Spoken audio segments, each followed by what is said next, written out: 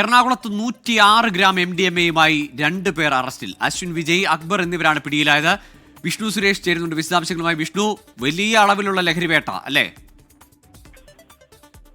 ഗോകുൽ, പാലാരിവട്ടത്ത് ജനതാ റോഡിൽ നിന്നാണ് ഈ പ്രതികളെ രണ്ടുപേരെയും ഡാൻസ് ഓഫ് സംഘം പിടികൂടിയത്. 106 ഗ്രാം MDMA ആണ് ഇവരുടെ പോക്കറ്റിൽ നിന്ന് കണ്ടെത്തിയത്. ബംഗളൂരുവിൽ നിന്ന് MDMA കൊച്ചിയിലെത്തിച്ച് വിൽപ്പന നടത്തുന്നവരാണ് പ്രതികളെന്ന പോലീസ് വ്യക്തമാക്കുന്നുണ്ട്. ഇവർ ഏതെങ്കിലും തരത്തിലൊരു വലിയ കണ്ണിയുടെ ഭാഗമാണോ എന്ന് പരിശോധിച്ചു വരികയാണ്.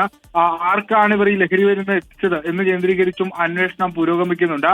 ഒരുപക്ഷെ കഴിഞ്ഞ ഒരു മാസത്തിനിടയിൽ കൊച്ചിയിൽ പിടികൂടിയ ഏറ്റവും വലിയ അളവിലുള്ള MDMA ആയിരിക്കും ഇത്. ഈ ഡാൻസ് ഓഫ് സംഘമൊക്കെ പരിശോധന ശക്തമാക്കിയ പശ്ചാത്തലത്തിൽ MDMA-യുടെ വരവ് കൊച്ചിയിലേക്ക് കുറഞ്ഞിട്ടുണ്ടായിരുന്നു.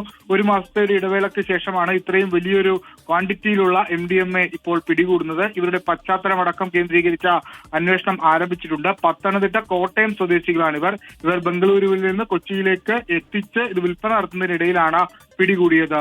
ഗൂഗിൾ